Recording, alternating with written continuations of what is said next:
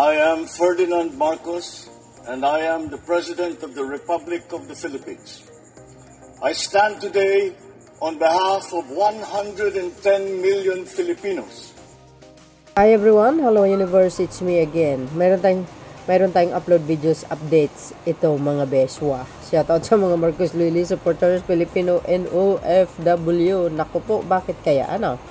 So, dahil dito mga beswa, sabi po dito ng Abante, sabi dyan, no?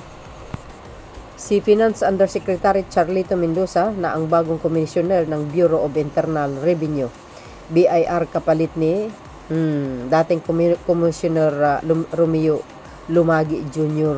Hala, pinalitan niya mga kababayan. Bakit naman? Ayan no, ang bagong BIR chief. Nako. Sabi dito mga beswa, basahin po natin para kumpleto detalyado.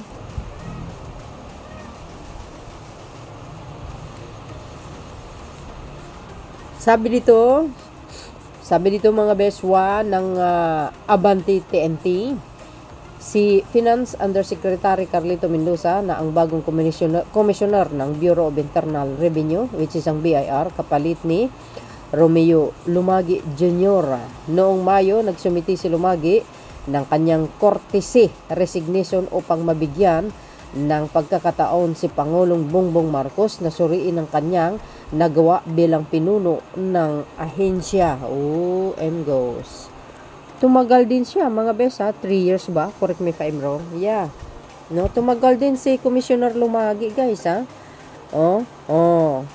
'Di ba, ang panawagan ng Pangulo is yung courtesy call resignation sa mga gabinete, no? So, I think hindi pa tapos. May binubusisi pa ang mga gabinetes niya. So, dahil diyan, tinanggap ng Pangulo ang kanyang courtesy call resignation, mga bes. Hindi kaya may nakikitang hindi maganda sa kaya dating Commissioner Lumagi. Ito kaisa pang ko lamang mga kababayan kasi ang Pangulo naman, hindi naman po basta-basta magtanggal yan if maganda talaga ang pamumuno mo, di ba? Tulad ni dating Bureau of Custom Commissioner Rubio, di ba? Tinanggal po 'yon. Kasi mayroong something. Well, anyway.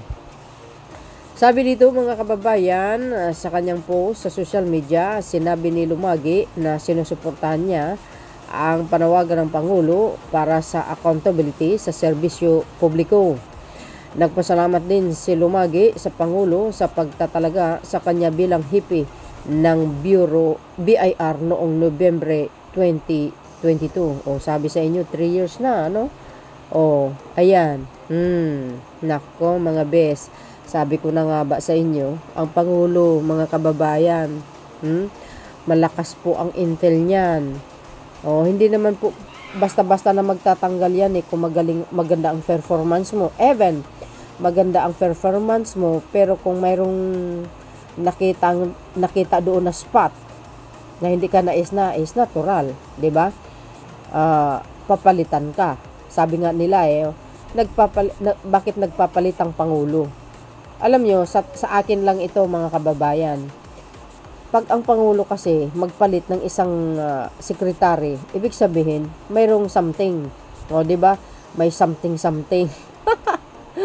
So, dahil dyan mga beso, sa ibang balita, tingnan nyo dito, basahin ko ayan sabi po ng abogado dito mga kababayan, alamin po natin ano ba ang pagkatao ni bagong Commissioner Mendoza, mga kababayan.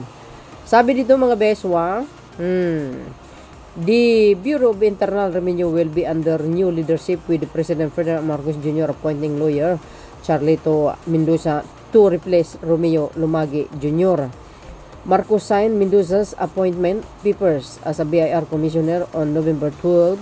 Prior to his appointment, Mendoza served as a finance undersecretary in charge of the Revenue Operation Group. He also previously served as the Bureau of the Custom District Collector in Cebu. Okay. He had been an associate at Angara Abilo, Concepcion Regala, and Cruz Law Offices. Ayan. and the Suarez and Narbasa law firm. Aba. Okay. He founded the Palafox Patriarca Romeo and Mendoza law firm before joining the government. Mendoza replaced, sabi dito, Mendoza placed third in the 2004 Philippine Bar exam. Wow, matalino.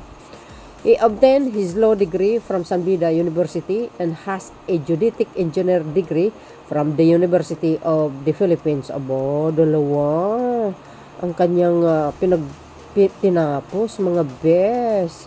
Bukod pa sa geodetic engineering, aba, attorney pa. O, di kayo naloka.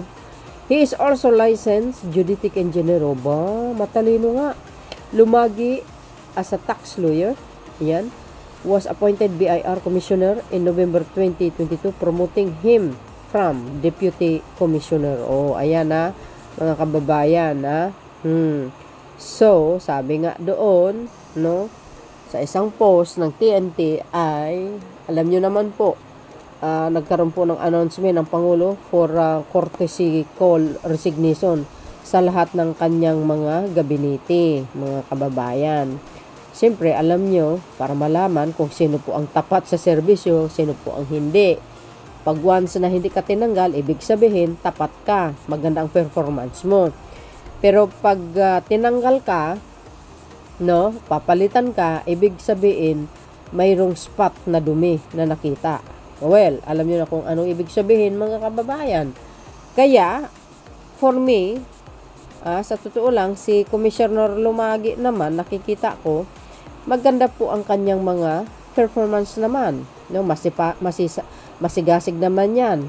Masipag siya. Pero hindi po natin alam ang totoo, ang kanyang pagkatao. So, ano po ang komento nyo dito, mga kababayan? Nag-get nyo ba yung ibig kong sabihin? Ang sabi ko, pag once na ang Pangulo, hindi ka tinanggal sa trabaho mo bilang sekretary o anuman, ibig sabihin, malinis ang pagkatao mo. O, nagtatrabaho ka. Pero pag once na tinanggal ka, sigurado, may something. Mayroong spot na dumi na nakita. O, diba guys? Ano pong kapalagayan nyo? So, yun mga beswa. Kayo na pong bahala magkomento. Ano po ang kapalagayan nyo? See you again on my next upload. Bye and baboos. God bless Philippines.